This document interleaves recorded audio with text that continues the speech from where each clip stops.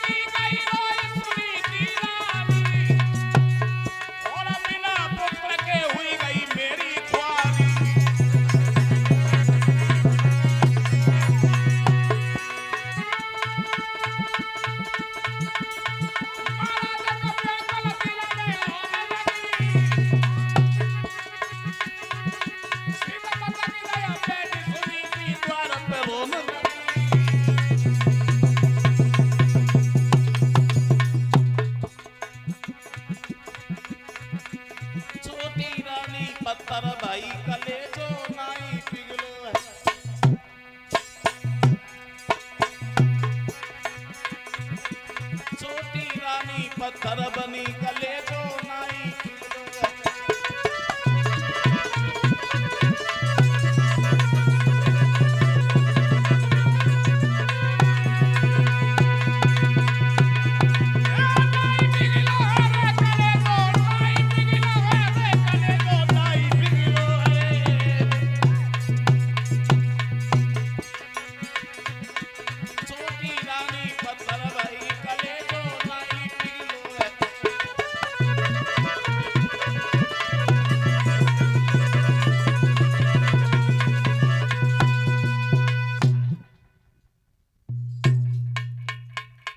बड़ी रानी के आंखों में से आंसू बहने लगे।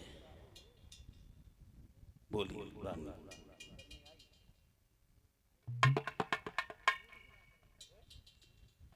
मेरी बात मानो।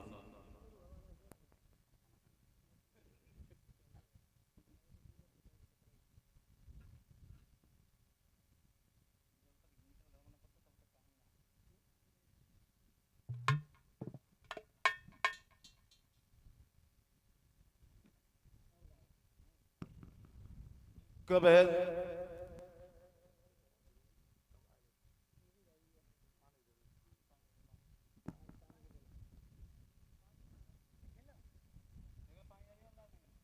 कि मैं तुम्हारी दासी बनी रहूंगी, लेकिन मेरे साथ चली चलो। तुम्हारे गर्भ से कोई ना कोई पुत्र जरूर जन्म ले लेगा, भला ये बांझपन का कलंक तो मिट जाएगा।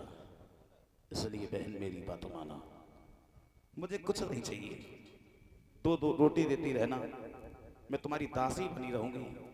दासी बन करके मैं तुम्हारी सेवा करती रहूंगी, तुम्हारे पुत्र को खिलाती रहूंगी। तुम मेरे साथ चली चलो।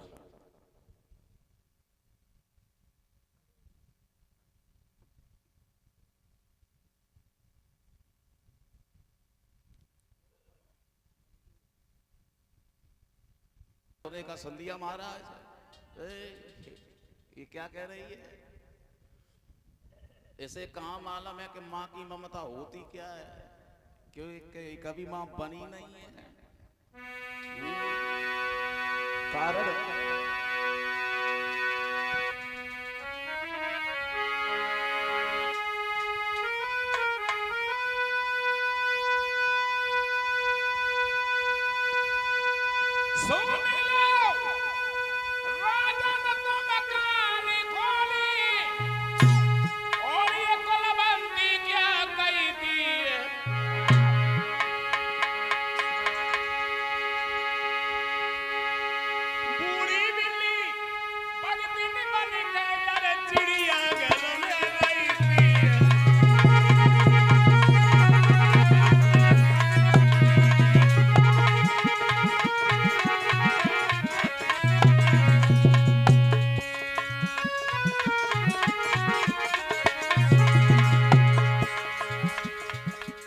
बोली महाराज, सुन लिया तुमने?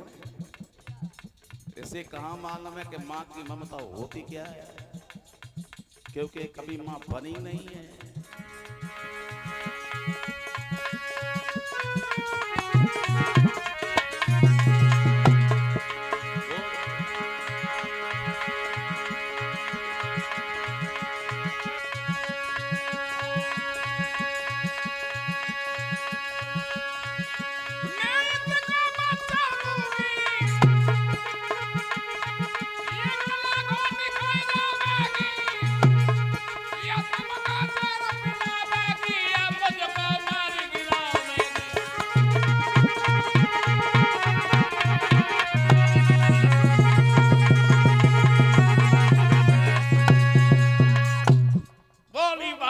घर से बाहर निकाल दो, तुम्हें भी जान से मार देगी और मुझे भी जान से मार देगी।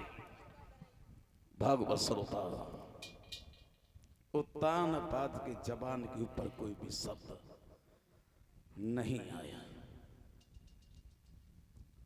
कुछ नहीं बोल सके उत्तान पाद। बड़ी रानी फिर से दोनों हाथ जोड़ती है, का बहन मेरी बात मानो, कुछ नहीं बिगड़ा, तुम मेरे साथ चली चलो। छोटी रानी बोली, सुन, घर से बाहर खेतों पर तेरी एक झोपड़ी डलवा दी जाएगी, एक शेर जो मिलेगा उन्हें 20 रोटी खा, वो भी नमक के साथ, ऐसे तो रह सकती है, बोलो मंजूर है? बड़ी रानी बोली, हाँ बहन मुझे मंजूर है।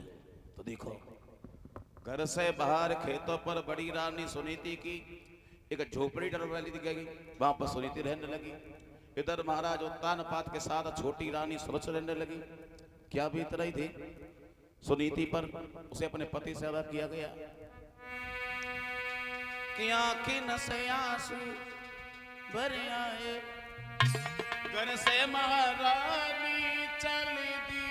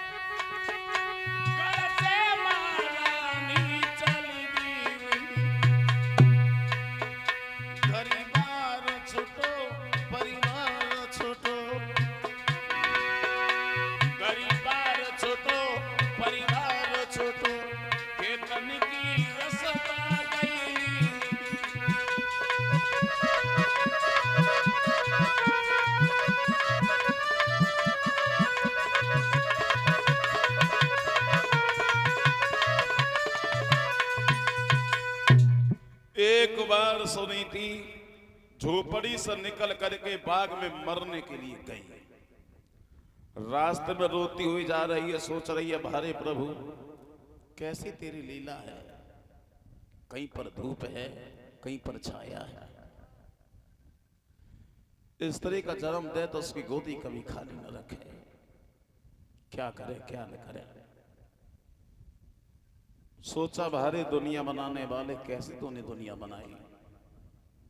वो सच बात है। दुनिया बनाने वाले क्या तेरे मन में समाज जो तूने दुनिया बनाई। बाप करे एक फिल्मी गीत है। आचार्य जी आ जाइए। आचार्य जी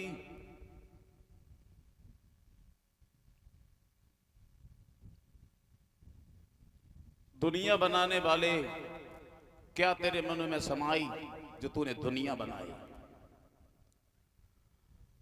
और सच बात है। सोचा करता हूं कभी कभी दीन बंधु परम पिता परमात्मा ये दुनिया बनाई तो एक जैसी दुनिया क्यों नहीं बनाई। आप किसी को भी देख लो, सबके मॉडल अलग अलग हैं।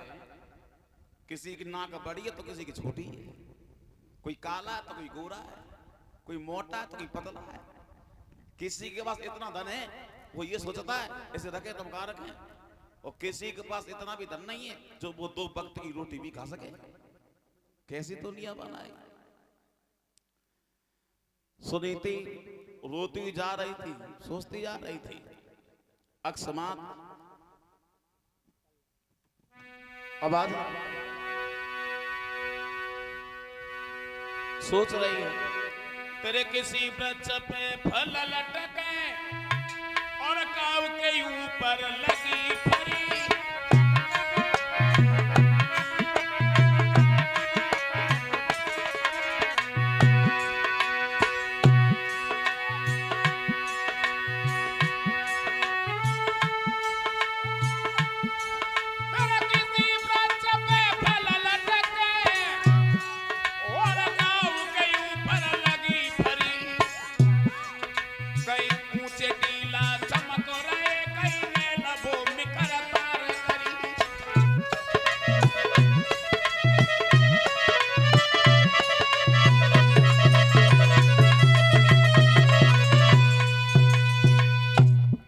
सुनीति मरने के लिए जा रही थी, अकस्मात देव ऋषि नारद मिल गए। का सुनीति कहां जा रही है। बोली बाबा जी मैं आत्महत्या करने के लिए जा रही हूं। नारद बोले सुनीति भूल रही है आत्महत्या करना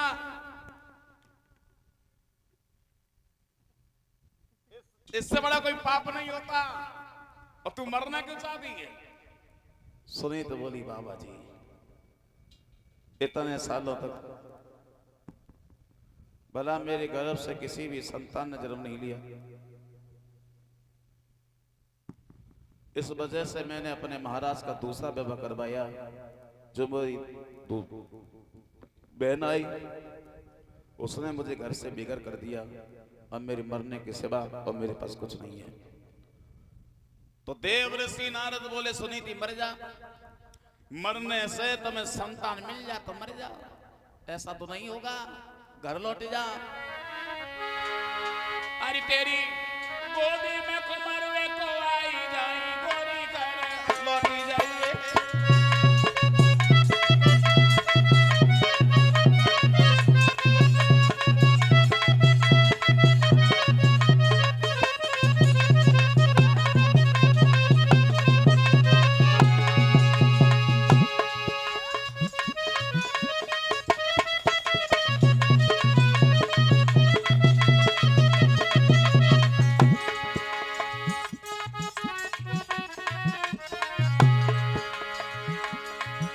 समझा रहे हैं देव ऋषि नारद बेटी घर लौट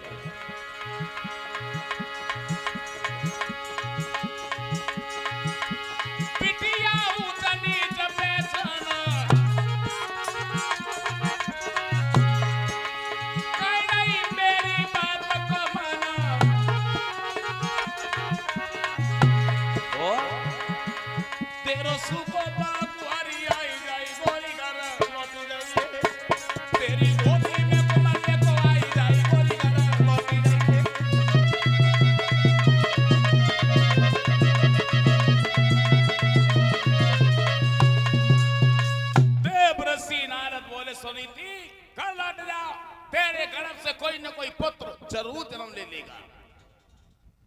जैसे ये तने शब्द सुनीति ने सुने तो सुनीति हंसने लगी। बोली अब समझी, कभी कभी महात्मा लोग भी झूठ बोल लेते हैं। हाँ?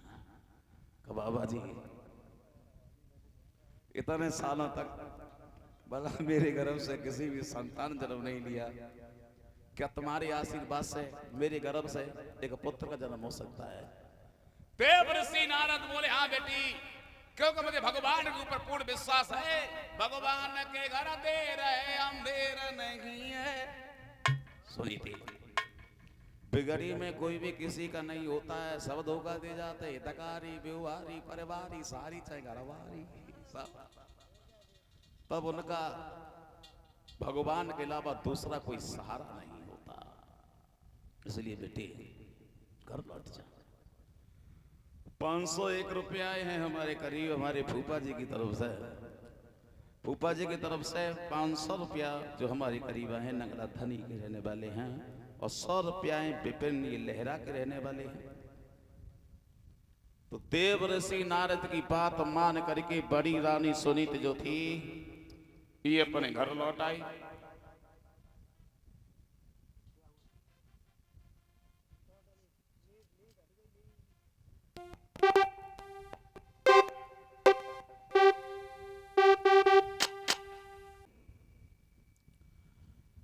सारी रात ये उत्तान पाद बड़ी रानी सुनीति के पास रुकते हैं।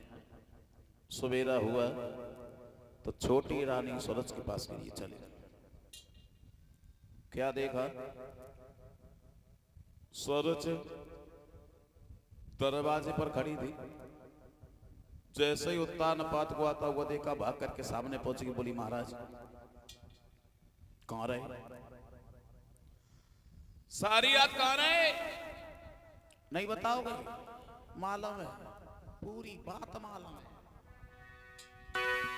बोली नहीं मालूम।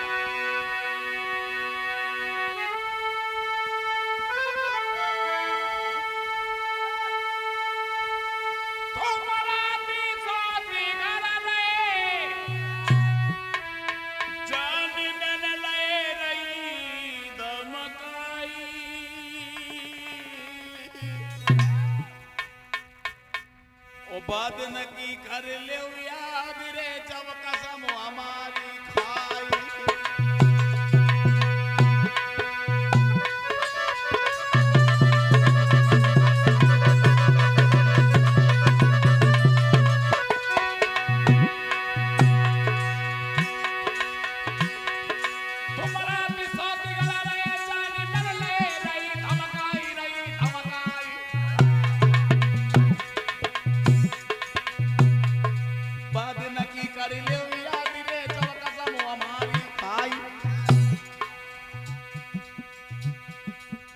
ऐसा ही नहीं, जब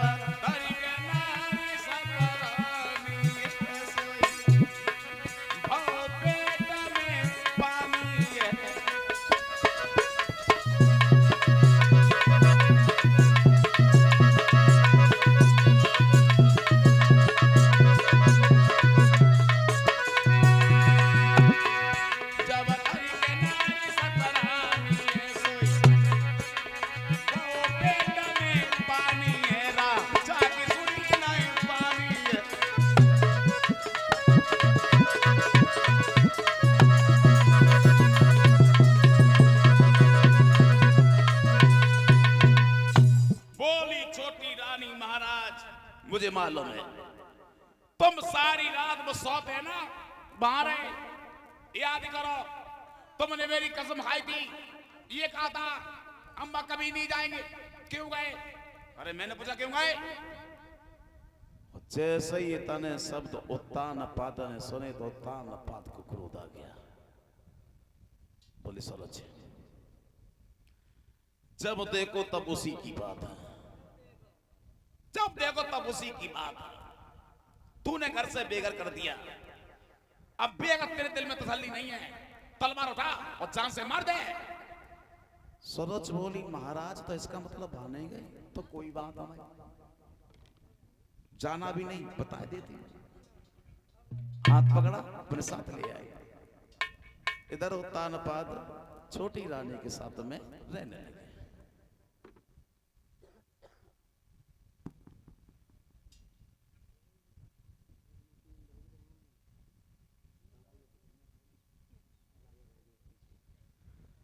धीरे धीरे समय बीता। देव ऋषि नारद की बात सच होने के लिए गई। बड़ी रानी गर्भधारण करती है, छोटी रानी। कुछ समय बीतने के बाद बड़ी रानी के गर्भ से एक पुत्र का जन्म हुआ।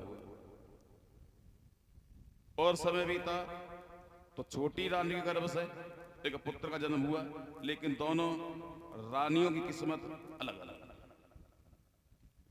बड़ी रानी के गर्भ से जो पुत्र हुआ कोई भी नहीं गया, और छोटी रानी के गर्भ से जो पुत्र हुआ तो अनेकों दासियां ये छोटी रानी की सेवा करने लगी। सेवा, एक दासी हाथ दबाई रही है, दूसरी दासी पैर दबाई रही है, तीसरी दासी सर दबाई रही है। जब काऊ दासी को जगह ना मिल रही है तब दासी को ही दबाई रही है। देखो बड़ी रानी के गर्भ से जो पुत्र हुआ उस बच्चे का नाम रख दिया ध्रुव, और छोटी रानी के गर्भ से जो पुत्र हुआ उस बच्चे का नाम रख दिया उत्तम।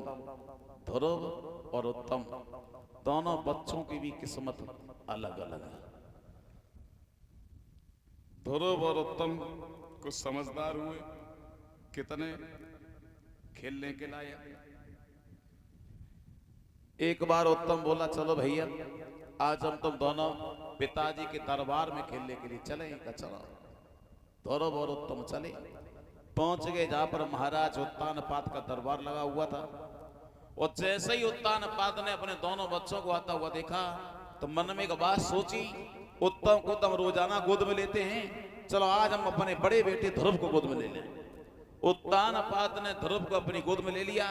बड़ी दरबार में एक नीच बुद्धि वाला इंसान बैठा हुआ था, चुगेला। और चुगेला चूकत है नहीं, गाय कहो चाहे रोए, और घर घर फूट कराई दे, करे एक के दोए। देखो भैया, जो नीच बुद्धि वाले इंसान होते हैं वो अपनी आदत में कभी सुधार नहीं ला पाते।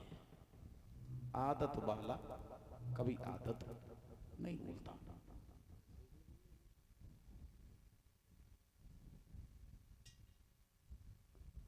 क्यों? कारण है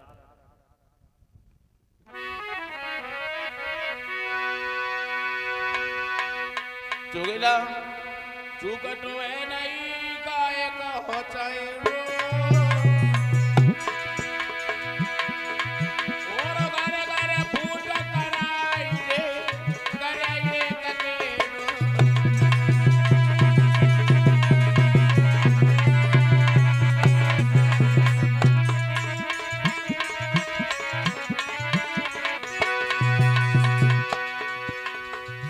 वाले कभी आदत नहीं भूलते। कैसे? बिल्ली रंग स्वभाव न बदले, कथा भागवत रोज सुनाई। आका डाक कब हुए न चंदन, मैया जी के पढ़ लगे।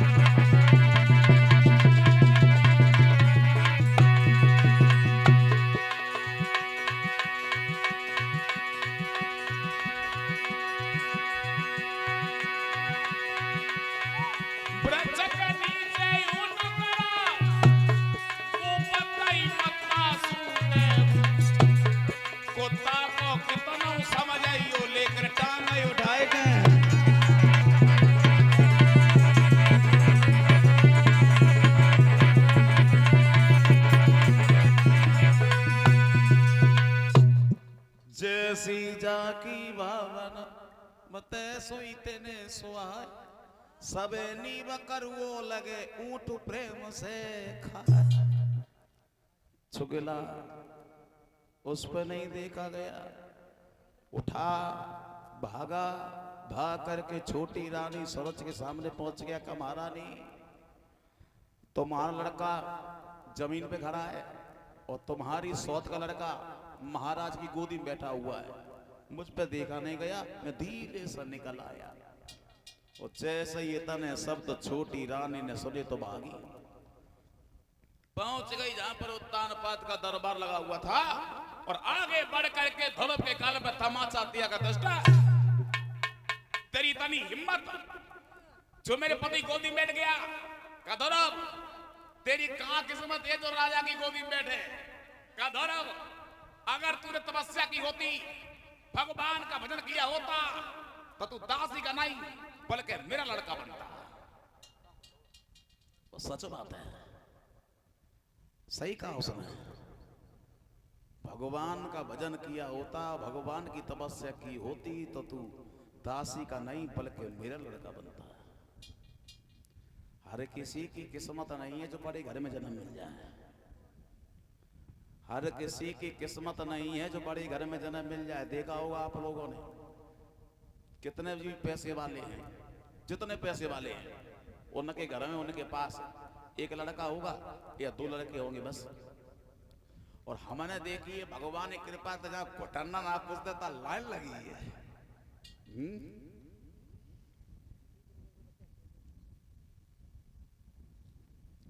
बोली छोटी रानी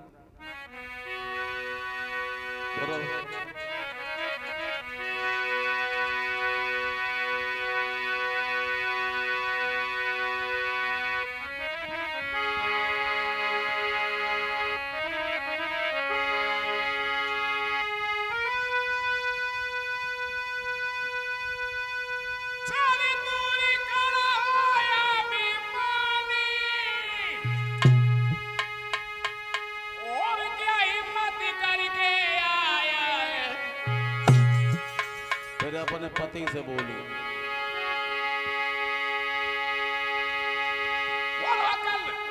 तुम्हारी कट गई है गोदी में गदा चढ़ाया है।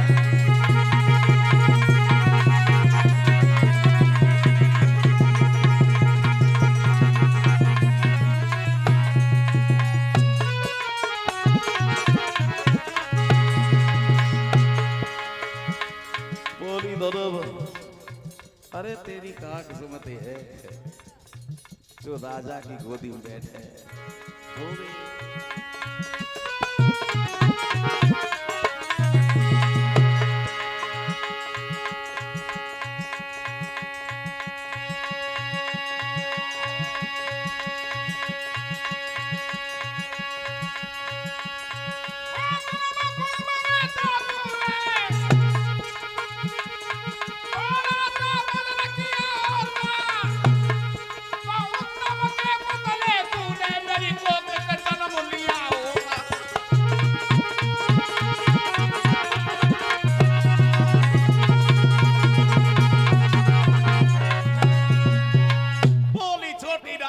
यहां से निकल जा और अगर ये सूरत दोबारा मुझे नहीं दिखाना।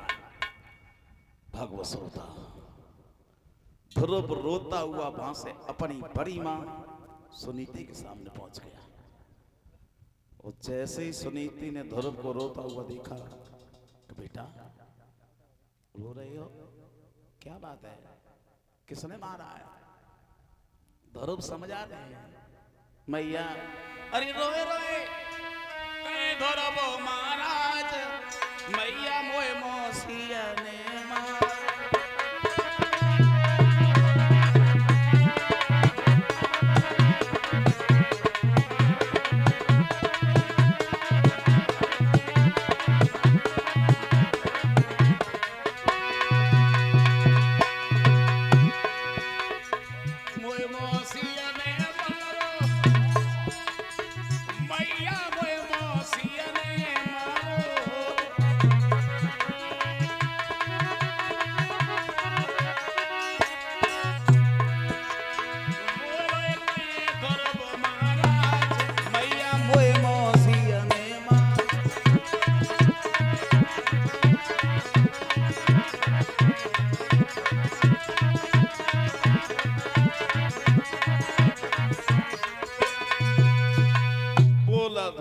मैया मुझे मौसी ने मारा है।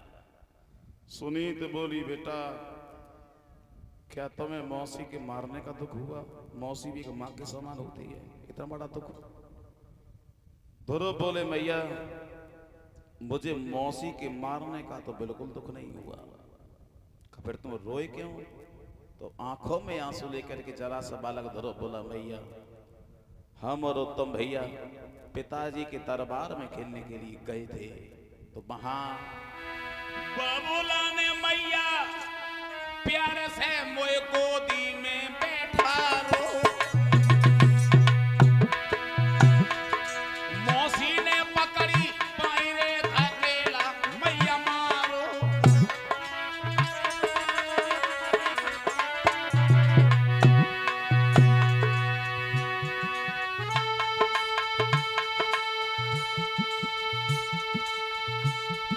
मेरी मां तो मतलब में कलेजे छोले आए। मोए मौसी को तो बनाए पिता नाई मुख से बोले।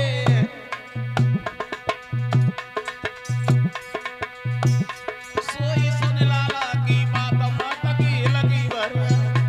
सोई सुन बेटा की बात मात की लगी वर।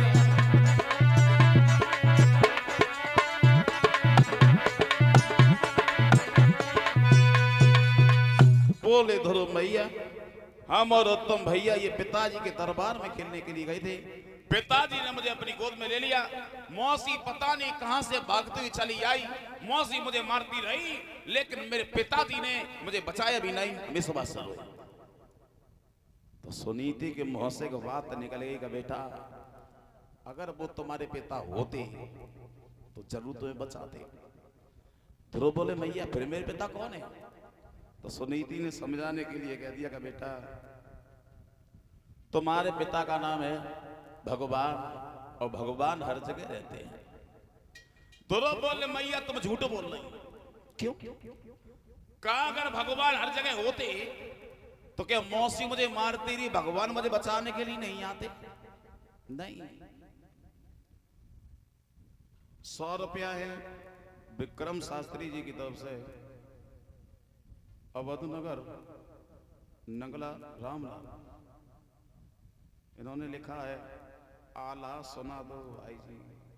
भैया आला तो वो ताऊ जी सुरजन चैतन जी गाया करते थे, उनका काम था, हमारा काम नहीं है। हाँ? और हम आला जानते भी नहीं है भैया, केवल एक लाइन मुझे नहीं मालूम। अरे बड़ा बड़ी वाव गाड़ा लंका में वाव में बड़े तेरा जा परे मां और पाके लंका फिर सोने की पाके कमी मालकीना।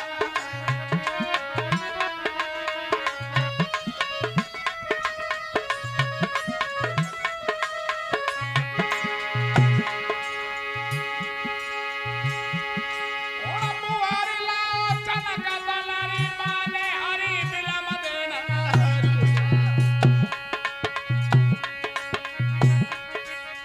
मेरा हमारी गैला में चने से मेरा हमारी कहानी अच्छा।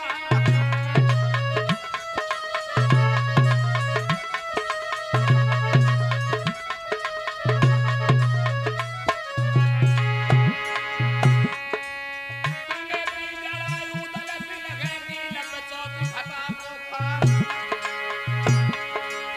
धीरे धीरे नीलक के बड़ी गौ दक्षिणा दे तोला।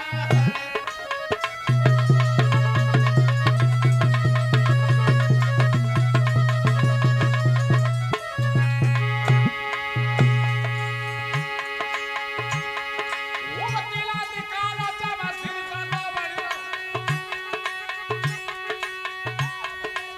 चमके कलता सोवरन क्या अब बल बड़ी तेरे उड़े बोल बदलिया सब ही सुना।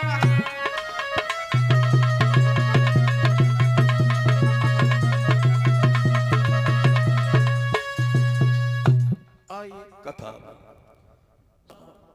तो ध्रुव बोले मैया नहीं मालूम है, तुम भगवान के बारे में जो कह रही हो। अरे मैया पूछे तो ये बताई दे मोए पिता का पाऊं। थोड़ा बस तो भगवान रे काम में ढूंढ के लाओ।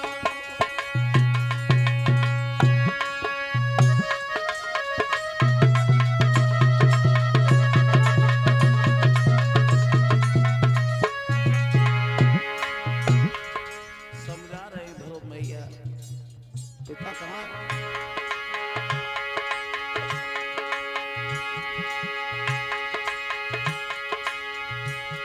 वो मैया मुझे कोई बताए तो कोई पिता का पाऊ, पिता का पाऊ।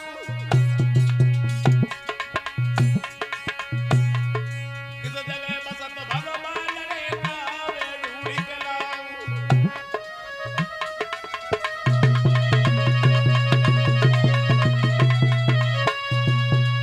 सुनीति बोली, बोल देखो बेटा, भगवान का भजन करने से, भगवान की तपस्या करने से तब कहीं भगवान के दर्शन होते हैं।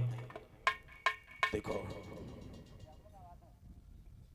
माँ ही बच्चे का भविष्य बनाने वाली होती है और माँ ही बच्चे का भविष्य बिगाड़ने वाली होती है। माँ चाहे तो बच्चे को सिंहासन पर बैठाल दे, माँ चाहे तो बच्चे को भिखारी बना दे। बच्चा तो सिर्फ एक सफेद चादर की तरह से हुआ करता है और माँ जिस रंग में रंग जाती है, रंग देती है, वो उसी रंग में रंग जाता है। क्योंकि इंसान दुनिया में सबसे पहले आता है तो उसे माँ मिल जाती है। माँ से बड़ा कोई गुरु नहीं। लिखा है किसी विद्वान ने,